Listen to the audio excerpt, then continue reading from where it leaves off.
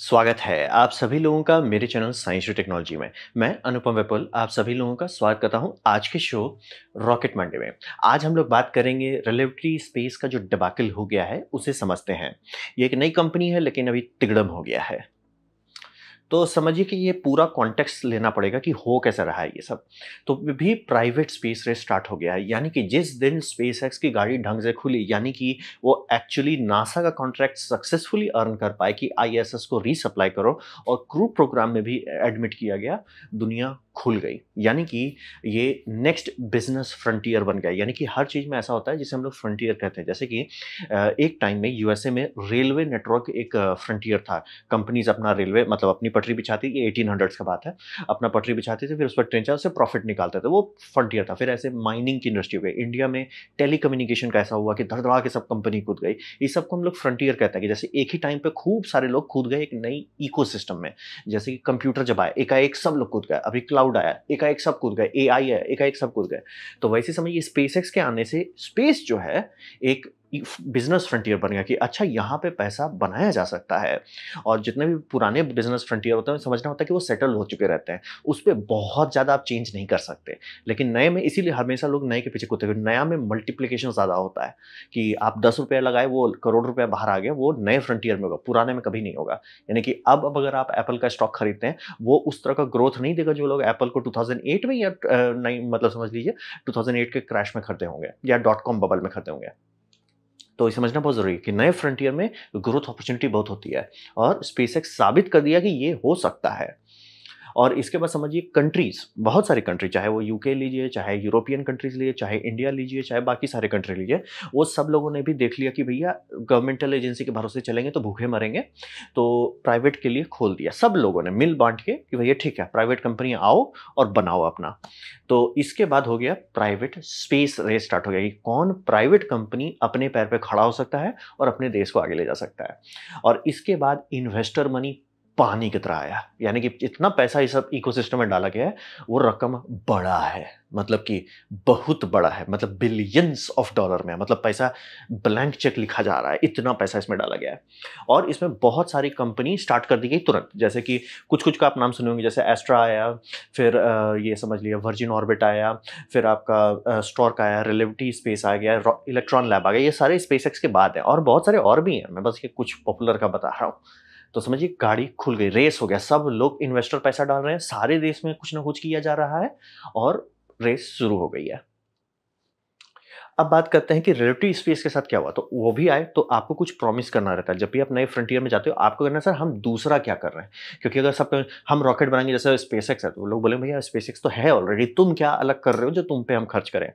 तो इनका था कि ये 2015 में इन्होंने गाड़ी खोला है टिम एलिस से, मतलब ये दो लोग मेन है उसमें, टिम एलिस ये चश्मा लगाए वाले जो है टिम एलिस है। और इनका कोर सेलिंग पॉइंट यानी कि यूनिक सेलिंग प्रोपोजिशन जो था वो है कि हम ये पूरा रॉकेट ही 3D प्रिंट करेंगे। यानी कि इंजन अभी के टाइम में मेजॉरिटी 3D प्रिंट होकर, बस बड़ा नोजल बेल को नहीं 3D प्रिंट किया जाता है, बाकी सारा चीज़ 3D प्रिंट होने लगा है और बहुत सारी कंपनी में होना है। इंडिया में भी जो सेमी क्रायोजेनिक इंजन 200 है उसका भी कुछ कुछ पार्ट्स 3D प्रिंटेड है। तो ये कॉमन हो गया है आज के टाइम में कि 3D प्रिंटिंग से जो कुछ ज़्यादा फचांग वाला पार्ट्स है उसे बनाओ, जैसे कि आपका इंजेक्टर प्लेट हो जाए, टरबाइन हो जाए, हीट एक्सचेंजर हो जाए, ये सारा चीज़ जनरली 3D प्रिंटिंग घुस गया है इसमें। ये गाड़ी खुल चुकी है, ठीक है।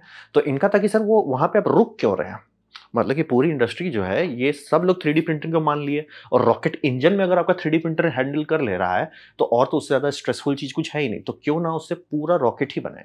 पूरा रॉकेट मतलब कि ऑब्वियसली इलेक्ट्रॉनिक्स को हटाइए, लेकिन पूरा रॉकेट में ये क्यों हो कि भैया हम ये नॉर्मल वेल्डिंग कर रहे हैं, ये कर रहे हैं, भैया पूरा रॉकेट ही बना दो ना। तो ये कंपनी का यही यूनिक प्रोपोजिशन था कि हम पूरा रॉकेट कंट्रोल से ही कंट्रोल पी करेंगे, यानी कि प्रिंट कर देंगे। और यही समझिए कॉम्प्लेक्स इंजन पार्ट तो सब कर रहे हैं लेकिन हम पूरा रॉकेट कर देंगे, यानी कि पूरा आपका फ्यूल टैंक से लेके जितना भी पेलोड असेंबली है, जितना चीज़ है सब कर देंगे। और इसका फ़ायदा क्या मिलेगा, ठीक है, ये तो ये कर देंगे तो इससे फ़ायदा क्या मिलेगा, इससे फ़ायदा मिलेगा कि हर रॉकेट यूनिक होगा। यानी कि रॉकेट 1 लॉन्च किया वो मार्क 1 है, दूसरा मार्क 1 नहीं है, दूसरा मार्क 2 है। आपके पास हर बार हर लॉन्च पे आप फीडबैक से रिफाइन करते जा सकते हैं। यानी कि आ गया कि यार स्लॉशिंग ज़्यादा हो रहा था, दूसरा जैसे प्रिंट दबाएंगे बोले भैया कि जो लिक्विड स्लॉशिंग बैफल्स होते हैं जो मतलब डिचिंग कम करे उसको बड़ा कर दो, या कुछ और आ गया यार हम लोगों ने जरूरत से ज़्यादा बड़ा कर दिया, इसे कम कर सकते हैं, कम कर दो वजन अच्छा हो जाए।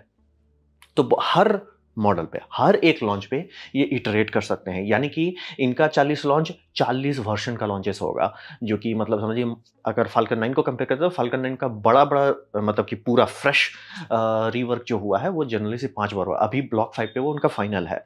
यहाँ पे ये ब्लॉक 5 5वां लॉन्च पे ही पहुँच जाएँगे।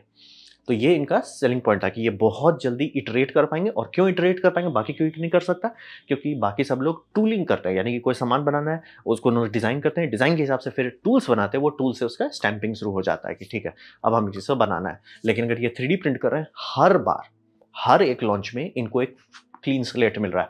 हर बार ये नया डिज़ाइन टेस्ट कर सकते हैं, हर बार रिफाइनमेंट कर सकते हैं। तो ये एक बहुत बड़ा यूनिक पॉइंट है कि बाकी कोई आपके इस एबिलिटी से नहीं कम्पीट कर सकता। बाकी सबको कि जैसे कार्बन फाइबर का अगर आप देखिए रॉकेट लैब का है, तो उनको पहले बहुत बड़ा मशीन लेना पड़ रहा है कि जो उतना बड़ा कार्बन फाइबर लगाए, और उसको बनाने के बाद 1-2 बार तो छेड़ेंगे भी नहीं, कि भले उसमें डिफेक्ट हो लेकिन छेड़ेंगे नहीं, क्योंकि डेटा कलेक्ट करना है। फिर जब हो जाएगा तब जाके वो करेंगे, फिर से मे बी नया मशीन बनाना पड़े, मे बी नया जिग बनाना पड़े। इनको भैया कंट्रोल पी, काम खत्म।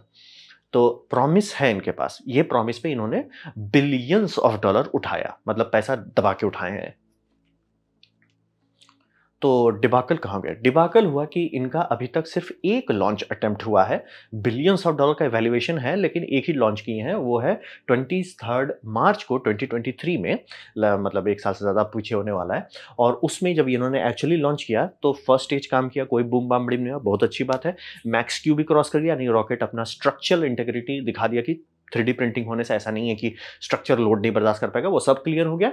लेकिन जैसे ही सेकंड स्टेज डिप्लॉय किया गया, उसका इग्निशन फेल हो गया, यानी कि वो इग्नाइट नहीं किया, मिशन फेल हो गया। ये हुआ था 23 मार्च को 2023 में। अब रहा बात की 12 अप्रैल 2023 में इन्होंने कहा कि हम टेरन 1 यानी कि ये जो रॉकेट है इसे कैंसिल कर रहे हैं। ठीक है, ये रॉकेट अभी तक ऑर्बिट नहीं गया है, लेकिन हम इसे कैंसिल कर रहे हैं। तो ऐसा कैसे हो गया? तो हिसाब ये है कि इनका फोकस अब किया जा रहा है टेरन आर रॉकेट पे। तो टेरन आर रॉकेट क्या क्या बात है? तो ये समझिए फाल्कन 1 जैसा था। फाल्कन 1 जो था रॉकेट, वो स्पेसएक्स का पहला रॉकेट था। और फाल्कन 1 जब बनाया गया था, वो उनको दिखाना था नासा को कि हम एक्चुअली काम कर पा रहे हैं। और 4 बार वो फूटा, लेकिन 5वीं बार में हो गया। और उसके बाद जैसे ही वो साबित कर लिए कि हम एक्चुअली इंजन बना सकते हैं, रॉकेट बना सकते हैं, उसे लॉन्च कर सकते हैं, और उसके बाद उन्होंने फाल्कन 5 का एक प्लान था, एक फाल्कन 9 का था। फाल्कन 5 का प्लान को वो खा गए। फाल्कन 5 इसीलिए कभी आप सुने भी नहीं होंगे।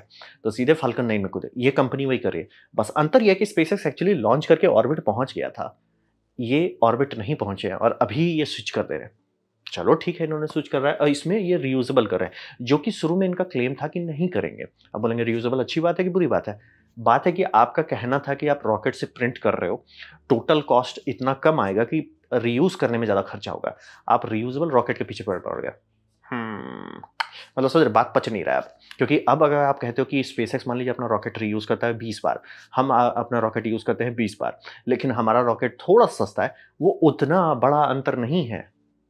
और अगर ऐसा होता कि स्पेसएक्स को रीयूज़ करना पड़ा, लेकिन उसका रीयूज़ के बाद जितना दाम आ रहा है, उससे कम दाम में हम रॉकेट लॉन्च कर पा रहे हैं, तब लोग बोलेंगे भैया रीयूज़ से मेरे को क्या लेना देना है? आप पैसा देते हो कि मेरा सामान ऑर्बिट पे डालो, रीयूज़ हो रहा है कि नहीं हो रहा है उससे आपको क्या लेना देना है? जैसे लिखो, आज आप आराम से ऐसा कलम खरीद सकते हो जिसमें रिफिल बदला जाए, लेकिन अभी भी लिखो-फिको पेन होता है। तो ये पूरा कंपनी का क्लेम वही था कि ये लिखो-फेंको पेन बना रहे हैं, जो एकदम सस्ता होगा। और सारे लोग तो अभी तक कॉम्प्लिकेटेड रॉकेट फेंक रहे हैं, ये सिंपल कंट्रोल पी रॉकेट है, फेंक दो, कोई टेंशन नहीं है। तो ये रॉकेट का डिज़ाइन चेंज किया गया। टेरन आर जो ऑलमोस्ट लगता है फाल्कन 9 ही है, और उसमें 3D प्रिंटेड ये मतलब बड़ा होगा, रीयूज़ करेंगे, और फुल्ली 3D प्रिंटिंग को इन्होंने त्याग दिया। अब यहीं पे धांधली हो गया, सर आपको पूरा पैसा, इवैल्यूएशन, जो लोग आए सब इसी बात पे आए कि आप पूरा रॉकेट 3D प्रिंट कर रहे हो, क्योंकि इंजन आप बोलोगे हम इंजन 3D प्रिंट कर रहे हैं, ऑलमोस्ट सब कंपनी करती है। अब आज के टाइम बोल रहे हैं ना, इसरो बोलेगा भैया हम भी वही कर रहे हैं, काहे हुल्लुलुलु कर रहे हो?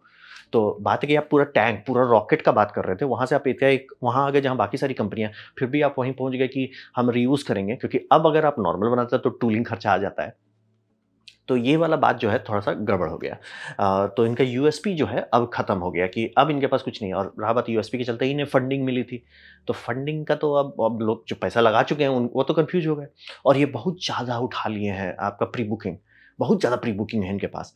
मतलब रॉकेट लैब एक्चुअली इलेक्ट्रॉन से पहले उन्होंने प्री बुकिंग कराते हैं, सब लोग कराते हैं, तब उसी पैसे से कंपनी बनाई जाती है।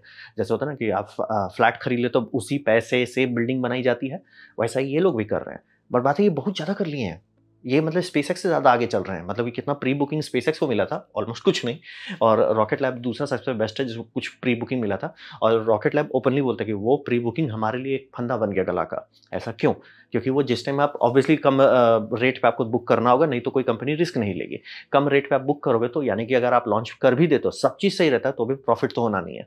और कुछ ना कुछ फॉल्ट होगा, इन्फ्लेशन थोड़ा सा बढ़ेगा, कुछ भी इधर ओवररन हुआ, वो आपके लिए फंदा रहेगा। आपको लॉस में उन्हें लॉन्च करना पड़ेगा। तो इसीलिए बुकिंग आप रखना चाहते हो गाड़ी खोलने के लिए, लेकिन बहुत नहीं लेना चाहिए। ये कंपनी बहुत ज़्यादा उठा ली और एकाएक की जो इनका मेन सेलिंग पॉइंट था वही बदल दिया कि अब हम 3D प्रिंट नहीं करेंगे, हम नॉर्मल इंजन 3D प्रिंट करेंगे और जो सिलेंडर है वो सिलेंडर नॉर्मल सिलेंडर रहेगा। तो इसलिए भाई फायदा क्या हुआ? तो ये अभी हुआ है, रिसेंटली कुछ दिन के पहले ये ही हुआ है। और जो आपका रॉकेट अभी तक ऑर्बिट नहीं पहुंचा और आप सीधे रॉकेट ही बदल दे रहे हो, ये भी थोड़ा धांधली वाला बात हो गया। तो अब बात करते हैं इससे मार्केट का रिएक्शन कैसा है। तो मार्केट का रिएक्शन ये समझिए कि मार्केट ओवरहीटेड है। ये हमेशा कहा जाता है जब भी जैसे क्रिप्टो करेंसी का जब लोगों को भूत चढ़ा था तो मार्केट ओवरहीट हो गया। हर कंपनी अपना क्रिप्टो करेंसी उतारने लगी, जैसे एफटीएक्स हो जाए, हरसई हो जाए, दीर्घई हो जाए, बिटकॉइन हो जाए, फिर आपका बहुत सारे और। बिटकॉइन तो टिक गया लेकिन बाकी इतने सारे आए थे, इतने सारे चले गए कि total loss billions of dollar है। ये होता है जैसे इंडिया में टेलीकम्युनिकेशन का जब ओवरहीट हुआ था मार्केट, डोकोमो ले लीजिए, ये वोडाफोन ले लीजिए, आइडिया ले लीजिए, ये बीएसएनएल ले लीजिए, जियो आ गया और बहुत सारे और भी आ गए थे, एयरटेल था। तो इतने सारे थे, हुआ क्या एंड में 3 ही बचे। तो ये होता है, मार्केट ओवरहीट होता है फिर ठंडा हो जाता है। और बिटकॉइन में भी वही हुआ कि क्रिप्टो करेंसी जो था खूब सारे आए थे, बचा अभी सिर्फ 3-4 हिट हुआ है। यही मार्केट होता है हमेशा। एनएफटी, एनएफटी का क्या क्या ओवरहीट हुआ था एनएफटी, और उसके बाद तो पूरा खत्म ही हो गया। तो ये होता है कि मार्केट अभी ओवरहीट है, यानी कि अभी अगर आप देखना चाहते हैं स्पेस का क्या मार्केट है, वो ओवरहीटेड है। सबको पता है कि भैया हर कोई अपने घर में अब रॉकेट बना रहा है, तो मार्केट ओवरहीटेड है। तो इसका साइड इफेक्ट क्या होता है? मेजॉरिटी फेल करेंगे, यानी सारे इन्वेस्टर्स को पता है कि हमने मतलब 10 कंपनी पे पैसा डाला है, मेजॉरिटी स्वाहा हो जाएगी। बोले वर्जिन ऑर्बिट फेल हो चुका है, एस्ट्रो रॉकेट फेल हो चुका है, और ये सब मतलब ऑलमोस्ट ऑर्बिट जा चुके हैं। एस्ट्रा तो शायद ऑलमोस्ट ऑर्बिट डाल दिया था, लेकिन उनका रॉकेट बार बार फट रहा था तो उनको बैंकरप्सी डिक्लेयर करना पड़ा। तो सोचिए ऑर्बिट पहुंच के ये फुस हो गए, और आप एक सेलिंग पॉइंट लाए थे जिसके पीछे भरोसे लोग भरोसा कर रहे थे, वो भरोसा भाई आपने पानी डाल दिया और आप ऑर्बिट अभी तक पहुंचे नहीं हो। तो ये समझना बहुत ज़रूरी है। ऐसा क्यों है कि सारी कंपनी फेल होगी? कारण ये कि स्पेस अभी के लिए यानी 2024 के ओवरहीटेड मार्केट में प्रॉफिटेबल नहीं है। यानी कि स्पेसएक्स तब कैसे कर रहा है? उसके पास पैसा 2 जगह से आ रहा है। बहुत बार लोग भूल जाते हैं कि स्पेसएक्स को नासा पैसा कर रहा है, नासा फंडिंग कर रही है। आर्टेमिस मिशन के अंतर्गत भरपुष्ट रकम यानी कि बिलियंस ऑफ डॉलर फंडिंग में दिया गया है गवर्नमेंट की तरफ से नासा को। नासा उस बिलियंस ऑफ डॉलर में 2-3 लोगों को दे रहा है, जिसमें एक स्पेसएक्स है। और वो स्पेसएक्स का आपका हो गया ये गवर्नमेंटल फंडिंग। उसके बाद दूसरी फंडिंग है जो उसके प्राइवेट साइड से आती है, वो ग्रे मार्केट समझिए जिसे कहा जाता है। तो वो उनके पास फंडिंग है और खुद का भी उनका ये है, तो वो अफोर्ड कर सकते हैं ये सब। बाकी लोग के पास कहाँ है? बाकी लोग का तो भैया इन्वेस्टर पैसे पे आप सीधा चल रहा है, और प्लस गवर्नमेंट का कॉन्ट्रैक्ट मिलेगा नहीं आपको। तो ये बात वही है कि अभी के टाइम में जो भी कंपनी पे अगर आप पैसा डालते हैं, वो लोग यही चीज़ देखते हैं कि आपके पास बड़ा बजट है। जैसे कि अभी अगर कोई ब्लू ओरिजिन पर रिस्क लेगा, लेगा क्यों? भैया जेफ बेजोस अपने पॉकेट से चला रहा है, और उसका पॉकेट बहुत ज़्यादा गहरा है। मतलब उसमें हम लोग नपाई नहीं करते। वो बंदा बहुत शांत, धीरे धीरे, अति खतरनाक बजट वाला बंदा है। तो उसके बजट से नहीं लड़ते हैं, वो तोड़ देगा। और आपको लग रहा है वो धीरे चल रहा है, इसलिए भाई वो रॉकेट लैंडिंग पहले कर रहे थे, रॉकेट पे इंसान रख के एक स्पेस टूरिज्म कंपनी बना लिए है। और इनकी इंजन देर आया, मैं एकदम क्लियर करता हूं, देर आया, बिहाइंड शेड्यूल तो चल ही रहे हैं, लेकिन ऑर्बिट जा चुके हैं, गाड़ी खुल चुकी है। तो इसे आउट कर लेना। और रहा बात तो आप जेफ बेजोस के समझिए, वो बंदा बहुत धीरे धीरे चलता है लेकिन धो देता है। तो पॉकेट है, तो आपके पास या तो स्पेसएक्स का पॉकेट हो या जेफ बेजोस का पॉकेट हो, या तो कुछ यूनिक सेलिंग पॉइंट होगी। सर आप ये यूनिक कर रहे हो, जैसे कि सबसे यूनिक जो मुझे नए कंपनी में दिखा वो स्टॉर्क स्पेस का है। तो ये यूनिक क्या है? ये सेकंड स्टेज है, फर्स्ट स्टेज नहीं है। उनको पता है कि आज के टाइम में फर्स्ट स्टेज रियूजेबल बना सकते हैं, ये सेकंड स्टेज को रियूजेबल कर रहे हैं, जैसे कि स्टारशिप में हो रहा है। और इसमें इनका मतलब टाइल्स की जगह पे मेटल इस्तेमाल कर रहे हैं। और मेटल क्यों नहीं मेल्ट कर रहा है? क्योंकि इसमें लिक्विड हाइड्रोजन चला रहे हैं। और नोजल क्यों नहीं, नोजल है ही नहीं, क्योंकि बहुत सारे छोटे छोटे नोजल्स हैं। तो ये इनको मतलब कंप्लीटली यूनिक है कि एक्चुअली ये कुछ दूसरा कर रहे हैं। इनको पता है कि बूस्टर आज के टाइम में रिकवर कर लेना नॉर्मल बात माना जाएगा। भले अभी तक एक्चुअली सिर्फ एक ही कंपनी की है, लेकिन समझ लीजिए कि आज के टाइम में अगर आप कहते हो हम बूस्टर रिसाइकिल कर लेंगे, वो लाइक लोग बोलेंगे भैया सरकारी हो क्या? तो इनको है कि सर हम बूस्टर तो रिकवर कर ही लेंगे, लेकिन हमारा सेकंड स्टेज भी रीयूज हो जाएगा। तो ये इनका बहुत बड़ा सेलिंग पॉइंट है। स्पेसएक्स का स्केल बड़ा है कि भैया हम 100 टन की बात कर रहे हैं, बाकी लोग तो 10-20 टन में रो रहे हैं, हम 100 टन की बात कर रहे हैं। आप ये बोले स्टॉक स्पेस का कि फर्स्ट और सेकंड स्टेज दोनों ही यूज़ करेंगे। रॉकेट लॉब के पास फ़ायदा है कि उसमें पैसा डालने में कि सर आप एक्चुअली दिखा चुके हो। आपने कंपनी बनाई, आपने पेलोड डिप्लॉय किया, आपने प्रॉफ़िट लाना शुरू कर दिया, आप आगे बढ़ रहे हो और आपको भी पता है कि छोटे रॉकेट से ज़्यादा दिन खाना-पीना नहीं चलेगा, तो आप न्यूट्रॉन बना रहे हो। तो वो एक्सपीरियंस, ट्रस्ट, तो लोग उस पे पैसा डाल रहे हैं। तो ये सब जो है ये सब लोग देखते हैं कि सर आपके पास या तो यूनिक सेलिंग पॉइंट कुछ हो या आपके पास पॉकेट हो। और बोल रहे हैं फंडिंग के मामले में आप स्पेसएक्स और ब्लू ओरिजिन से नहीं भिड़ सकते, और यूएसपी के मामले में स्टॉक स्पेस के पास बेटर यूएसपी है और रॉकेट लैब्स के पास एक्सपीरियंस है प्लस अच्छी खासी यूएसपी भी है। तो मार्केट का रिएक्शन उतना अच्छा रहा नहीं कि मतलब ये जो सर हम आपको पैसा दिए हैं 3D प्रिंटिंग के लिए, आप बस एंड में बोल देते हो नहीं 3D प्रिंटिंग की उतनी ज़रूरत नहीं है। लाइक भैया तो हम पैसा तो हम आपको 3D प्रिंटिंग के लिए दिया था ना, आप तो बाद में बदल दिए, अब हम क्या करें? तो ये मार्केट रिएक्शन अच्छा नहीं था। ये 1 महीना पहले ही हुआ है। तो बात वही समझिए कि पूरा मार्केट अभी उस जगह पे है कि ओवरहीटेड मार्केट में बचने के लिए आपके पास कुछ यूनिक सेलिंग पॉइंट होना चाहिए। या तो यूनिक हो या तो आपके पास इतना बड़ा कैपिटल हो कि बुरा टाइम सँभाल सके। तो बुरा टाइम सँभालने वाले 2 लोग हैं जिनका पॉकेट भारी है और ये यूनिक कर रहे हैं और बोल रहे हैं रॉकेट लैब भी अच्छा खासा माना जाएगा। तो मार्केट रिएक्शन एकदम अच्छा नहीं था। और ये भी अब लोगों को थोड़ा लग रहा है कि सर आप इतना ज़्यादा प्री बुकिंग पे क्यों ध्यान दे रहे हो? रॉकेट आपका ऑर्बिट पहुँचा नहीं और आप प्री बुकिंग पे, प्री बुकिंग पे, प्री बुकिंग कर चुके हो। बिलियंस डॉलर्स का तो ये प्री बुकिंग करके बैठे हुए हैं। तो अब बात करते हैं क्या ये ऑड बात है? नहीं, ये थोड़ा समझिए ये थोड़ा कॉमन चीज़ है। इसको ये समझिए कि ऑलमोस्ट हर कंपनी इस रास्ते से गुज़रती है जहाँ पे या तो माइल्ड चेंजेज़ होगा कि अच्छा हम ये जैसे कि अभी स्पेसएक्स का स्टारशिप का माइल्ड चेंजिंग हो रहा है कि उनका जो फिन्स थे कनार्ड जो समझ लीजिए ऊपर में है, उसे पीछे ला रहे हैं ताकि वो पिघले नहीं, ठीक है? वो मार्क 2 में होगा। तो देखिए वो लॉन्च करेगा तो ये सब माइल्ड चेंजेज़ हुआ। फिर होता है कंप्लीट रीडिज़ाइन कि सर हम सपना कुछ और देख रहे थे, बाद में कुछ और कर दिए। अब इसको थोड़ा हिस्ट्री का लेसन देते हैं आप लोग को। स्पेसएक्स जब बनाया था रॉकेट को, मतलब जो प्रोजेक्ट था कि फाल्कन 9 के आगे क्या करोगे? फाल्कन हेवी नहीं, फाल्कन हेवी समझिए जुगाड़ है। फाल्कन हेवी प्रॉपर रॉकेट नहीं है। ठीक है, फाल्कन 9 था, उन्होंने बोला कि कुछ-कुछ जगह पे ज़्यादा डेल्टा वी चाहिए तो हम ये जुगाड़ कर देते हैं। जैसे कि स्ट्रैप ऑन की जगह पे वो स्ट्रैप बूस्टर ही लगा दिए। ठीक है, तो नया रॉकेट बना के फ्रेश, चलो एक नया रॉकेट बना था, वो कब से शुरू किया? उस टाइम नाम था बिग फाल्कन रॉकेट, बीएफआर। तो बीएफआर का तो नाम भी चेंज हो गया। बीएफआर के नाम से उन्होंने गाड़ी खोला था, वो स्टारशिप आ गया और उस टाइम सपना था कि ये कंपोजिट टैंक बनाया जाएगा, यानी कि कार्बन फाइबर से टैंक बनाएँगे। ऐसा क्यों? क्योंकि कार्बन फाइबर बेस्ट ये देता है आपको ये पावर टू वेट रेशियो, यानी कितना स्ट्रेस बर्दाश्त कर सकता है आपका स्ट्रक्चर वर्सेस वो स्ट्रक्चर का वेट कितना है, सबसे बेस्ट है। रॉकेट की इंडस्ट्री में जैसे अगर आप इसरो में जाइए कौन मेटल से बना है, वो generally lithium aluminium alloy, generally यही यूज़ होता है, लिथियम एल्युमिनियम एलॉय। कुछ-कुछ पार्ट्स के लिए टाइटेनियम यूज़ होता है, लेकिन घूम फिर के आपके लिथियम एल्युमिनियम एलॉय पे ही रॉकेट बना रहता है। वो बहुत महँगा एलॉय है। तो रहा बात कि उससे बेटर क्या है, कंपोजिट है, तो कंपोजिट पे चलो, कंपोजिट टाइटेनियम से भी ऊपर चला जाता है। लेकिन उसका दाम पागल जैसा था और ये जिस टाइम ये इस पे कूदे थे उस टाइम तक कंपोजिट पे क्रायोजेनिक फ्लूइड कोई उतना स्टोर भरोसा ही नहीं करता है। क्रायोजेनिक फ्लूइड यानी कि ऑलमोस्ट एब्सोल्यूट ज़ीरो का लिक्विड हाइड्रोजन तक हम रख देंगे क्रायोजेनिक के अंदर, ये नॉन मेटल स्ट्रक्चर के अंदर वो टिका रहेगा, इस पे कोई भरोसा नहीं किया था। तो ये उन्होंने बनाया, मतलब ये एक्चुअल फिजिकल पीस है, सीजीआई नहीं है, बनाया, इस पे नाइट्रोजन डाले, इसकी टेस्टिंग की गई, तो यहाँ से ये लोग गाड़ी खोल लेते हैं। फिर क्या हुआ, स्टील पे आ गए। तो समझना बहुत ज़रूरी है, ये कहा जाएगा ड्रास्टिक चेंज, मतलब सर आप तो कार्बन फाइबर का सपना दिखा रहे थे, आप तो वापस स्टील में आ गए। आप तो लिथियम एल्युमिनियम छोड़ दीजिए, आप तो स्टील पे आ गए, और सब एकदम सस्ता सा स्टेनलेस स्टील पे आप आ गए।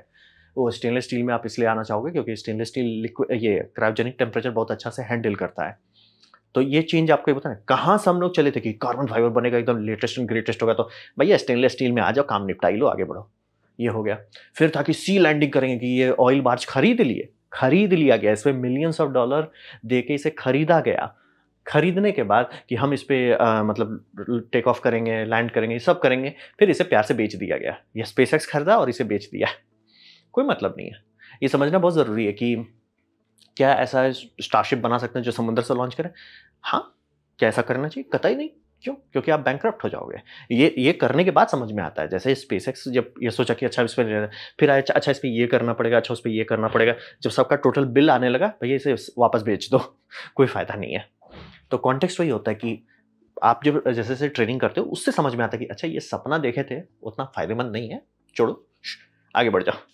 तो ये तो मैं आपको स्पेसएक्स का एग्जांपल दिखा रहा हूँ। ऐसा आपको ऑलमोस्ट हर कंपनी में मिलेगा कि वो करने का कुछ करे जो हेल्दी कंपनी है। गवर्नमेंटल वाले नहीं करते। गवर्नमेंट वाला अगर गलत डिज़ाइन पकड़ लिए तो वो गलत डिज़ाइन पे ही रगड़ते रह जाएँगे। वो नहीं सुधरेगा। लेकिन प्राइवेट में चूँकि आपको थोड़ा पैसा का दिखाना पड़ता है कि सर आप क्या कर रहे हो, तो वहाँ पे लोग तुरंत गलती को सुधारते हैं। जैसे कार्बन फाइबर आइडिया अच्छा नहीं था। हटा दिए, स्टेनलेस स्टील में आ गए। ये समुद्र में कैच करना उनका एक्चुअली खर्चा बढ़ जाता, कोई फ़ायदा नहीं होता, हटा दिए।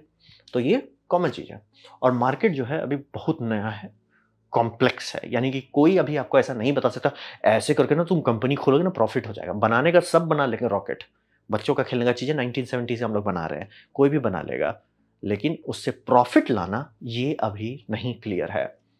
और यहाँ पे इसमें तो इन्वेस्टर क्यों पैसा डाल रहे हैं? पहली बात, इन्वेस्टर आधा गैम्बलिंग ही होता है। उसमें ये समझिए कि हाइट्स का कैपेसिटी बहुत ज़्यादा है, यानी कि अगर हम लोग इंसानियत एक डल पीरियड आएगा, जहाँ पे गवर्नमेंट का पैसा थोड़ा कम होगा और प्राइवेट में उतना पैसा नहीं होगा कि आगे बढ़ सके, वो डल पीरियड आएगा। वो डल पीरियड अगर क्रॉस कर गया तो दूसरी तरफ क्या है, जो कहते हैं ना फाइनल स्कोप बहुत ज़्यादा बड़ा है। यानी कि एक बार स्पेस स्टेशंस प्राइवेट बनने लगे, जैसे कि ब्लू ओरिजिन का जो चल रहा है ब्लू रीफ पे, ऑर्बिटल रीफ सॉरी, वो सब अगर प्रोजेक्ट खुलने लगा और बहुत सारी और कंपनी भी है कि हम प्राइवेट स्पेस स्टेशन खोलेंगे, तब पैसा दबा के छापना शुरू होगा। अभी नहीं, अभी नहीं, अभी वो ट्रिकी पीरियड में, अभी किसी को नहीं पता कि ये सब तुक्का जो हम मार रहे हैं सही होगा कि नहीं होगा। लेकिन जिस दिन गाड़ी वहाँ पहुँची कि private citizen as a space में टूरिज्म जाना शुरू किए, पैसा छापना शुरू हो जाएगा। और वो सिर्फ आपको टूरिज्म का बात करें, साइंस एंड टेक्नोलॉजी में इतने सारे चीज़ बैठे पड़े हैं कि सर आप ऑप्शन तो दो, चाहे वो क्रिस्टल ग्रोथ का हो, चाहे ऑर्गन प्रिंटिंग का हो, बहुत सारा फील्ड बैठा पड़ा है कि सर स्पेस में ले तो जाओ आप ले जाओ, पैसा हम देते हैं। तो कॉन्टेक्स्ट वही समझिए कि मार्केट अभी बहुत नया है, बहुत कॉम्प्लेक्स है और इसका वही है कि बहुत ग्रेटनेस का पोटेंशियल है। मतलब कि जो कंपनी स्पेस को अच्छे से मास्टर कर लेता है, चाहे वो ब्लू ओरिजिन हो, चाहे आपका स्पेसएक्स हो, वो कल को बहुत पैसा छाप सकता है, इसमें कोई दो राय नहीं है। लेकिन लिमिटेड रीच भी हो सकता है कि बोले वो गड्ढा में जाएगा, जहाँ पे गवर्नमेंट का पैसा कम हो जाएगा और प्राइवेट का भी कम पड़ेगा। वहाँ पे वो गड्ढा अगर हम लोग नहीं कूद पाए तो गड्ढा में गिर सकते हैं, और गड्ढा में गिर गए तो रॉकेट का इंडस्ट्री जैसे हाइप आया, फिर वैसे हाइप चला जाएगा। तो ये बात थोड़ा समझना है कि कॉमन है रॉकेट का डिज़ाइन में, इसीलिए हमेशा डिज़ाइन के पीछे मत पड़ जाए कि अच्छा इन्होंने ऐसा किया तो ये जानते हैं, करने के बाद पता चलता है। और मैं एकदम clear, physics, engineering, economics, economics clear cut बोलता है कि कुछ-कुछ चीज़ सुनने में बहुत अच्छा लगता है, उतना प्रैक्टिकल नहीं है। जैसे 3D प्रिंट करना पूरा रॉकेट, क्या आप कर सकते हैं? कर चुके हैं, ऑलमोस्ट ऑर्बिट पहुँच गए थे। लेकिन लॉजिक वही रहता है कि इकोनॉमिक्स नहीं सेंस बना होगा, तो ये वापस आ गए भैया नॉर्मल सिलेंडर बनाओ। तो ये और यही स्पेसएक्स का बोल रहे हैं कि समुद्र में क्यों नहीं कैच कर लेते? कर सकते हैं लेकिन लुट जाएँगे, तो फिर फ़ायदा क्या होगा? कॉन्टेक्स्ट वही, हर चीज़ में आप हमेशा फिजिक्स, इंजीनियरिंग, इकोनॉमिक्स, और कई बार होगा कि अरे इसको करने से फिजिक्स का नुकसान होगा। जैसे ये बात एकदम सच है, अगर आप डाउन रेंज लैंडिंग करते हैं रॉकेट बूस्टर का, आपको ज़्यादा डेल्टा वी स्टेज 2 पे मिलता है, ये बात एकदम सही है। लेकिन रहा बात कि टका बहुत ज़्यादा लग जाएगा आपको ऐसे बार्ज बनाने का, फिर उसको यू टर्न लाने का, और टाइम भी लगेगा और उससे आपका लॉस हो जाएगा, डेल्टा वी कम हो जाएगा। लेकिन सेकंड स्टेज को बड़ा कर दो या बूस्टर बड़ा कर दो, वो सस्ता है कंपेयर टू ये सब फचांग के। तो ये बोल रहे हैं, अभी के टाइम में कोई भी रॉकेट का डिसीजन चेंज हो रहा है, वो थोड़ा देखिए, समझिए, आपको समझ में आने लगेगा। और पोटेंशियल बहुत है, ये मैं एकदम क्लियर करता हूँ, स्पेस का पोटेंशियल बहुत है। और जो देश इस पोटेंशियल पे सही टाइम पे, मतलब जब लोहा गर्म है उस टाइम हथौड़ा मार लिया, वो पैसा प्रिंट करेगा दबा के। लेकिन हाँ, ये फुस भी हो सकता है, क्योंकि बोल रहे हैं ना, हम लोग आग के साथ खेल रहे हैं, billions and billions of dollar का उधारी उठा लेना, सीधा आग के साथ खेल रहे हैं। तो ये था मेरा प्रेजेंटेशन जो अभी डिबाकल हो गया रिलेटिविटी स्पेस के साथ। उम्मीद करता हूँ आपको अच्छा लगा, कुछ सीखना, कुछ समझ में आया। अगर ऐसा है, लाइक कर दे, दोस्तों से शेयर कर दे, उससे मेरा काफ़ी भला होगा। नहीं अच्छा लगा, नहीं पसंद आया, कोई बात नहीं, आप डिसलाइक दबा सकते हैं। मैं कहूँगा डिसलाइक 2 बार दबाएं, उससे मुझे पता चलेगा कितना पसंद हुआ है। मैं आपसे कहूँगा कमेंट लिखें, मैं हर कमेंट को पढ़ने की कोशिश करता हूँ और रिप्लाई करने की भी कोशिश करता हूँ। आपसे कहूँगा सब्सक्राइब कीजिए, बेल दबाइए अगर आप फ्री हैं तो। आपने वीडियो देखा, जान के मुझे बहुत खुशी हुई। धन्यवाद।